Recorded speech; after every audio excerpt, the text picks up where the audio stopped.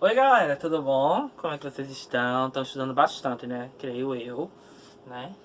Nessa época de quarentena a gente tá estudando bastante para quando chegar na hora da aula lá, presencial, a gente vai estar bem afiado.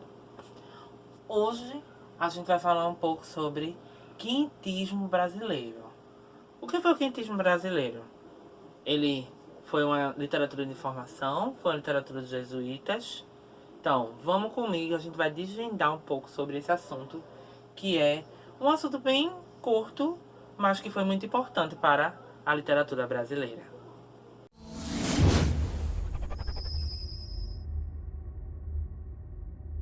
Vamos para a introdução, né?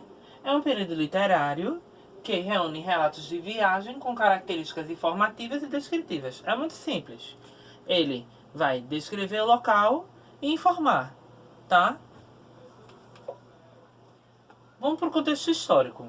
Com a chegada dos portugueses em território brasileiro em 1500, as terras foram relatadas pelos escrivãos que acompanhavam os navios. Ou seja, tinha sempre que ter uma pessoa que escrevesse e relatasse para a sua ao seu reinado. Por exemplo, a família real veio para o Brasil de Portugal, né? E com isso, o escrivão, ele anotava tudo que acontecia, descrevia, informava, e a carta seguia para Portugal para falar tudo o que estava acontecendo aqui no país, tá? Assim, a literatura de informação foi produzida pelos viajantes no início do século XVI, no período de descobrimento do Brasil e das grandes navegações. Característica: crônicas de viagens, ou seja, falar sobre as viagens, descrever, informar, tá? Texto descritivo e informativo. Eu vou descrever, né? E vou informar sobre determinado conteúdo ou determinado fato que aconteceu naquele local. Conquista material e espiritual.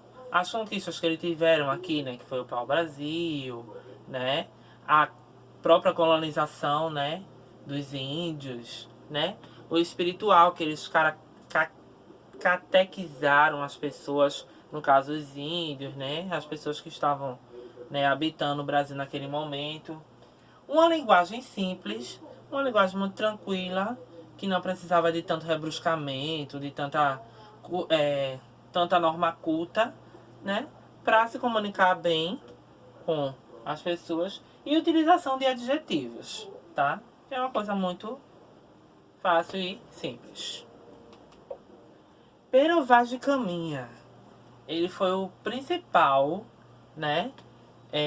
Formador dessa literatura de informação, né? Ele foi escrivão-mor da esquadra liderada pelo Pedro Álvares Cabral, né?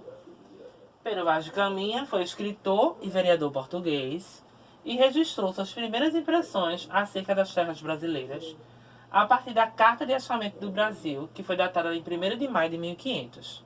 Ou seja, aquela carta que é muito falada de Pero Vaz de Caminha, que descreve o Brasil de todas as formas, que conta do pau-brasil, que conta das terras que são grandes, né? Fala das matas, fala do ouro. Pronto. Foi esse cara aqui que falou sobre as características do Brasil. Já outro que foi muito, né, útil para essa literatura de informação, que inclusive criou a literatura dos jesuítas, foi Padre José de Anchieta, tá? Ele foi historiador, foi gramático, poeta, teatrólogo e um padre jesuíta. Vê que legal. No Brasil ele teve a função de catequizar os índios, ou seja, ele trouxe a religião católica para os índios. Mas em contrapartida, ele teve que aprender a língua tupi-guarani, que era a língua vigente do Brasil na época. E ele criou a primeira gramática brasileira, tá? Padre Manuel da Nóbrega foi um jesuíta português e chefe da primeira missão jesuítica à América, que foi armada de Tomé de Souza, né? Participou da primeira missa realizada no Brasil e da fundação de cidades de Salvador e Rio de Janeiro, né?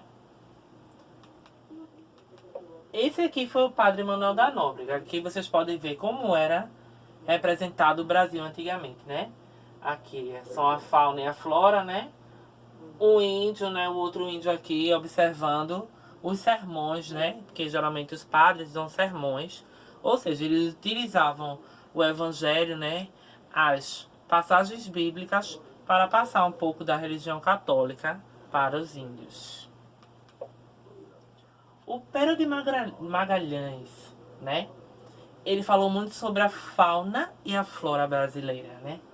E a dimensão das terras que existia aqui. Ou seja, ele descrevia um pouco sobre como era que existia cada terra, qual era a especialidade de cada animal, né, de cada fruta que existia aqui no Brasil, as pessoas também, mas em especial ele falava da fauna e da flora, né?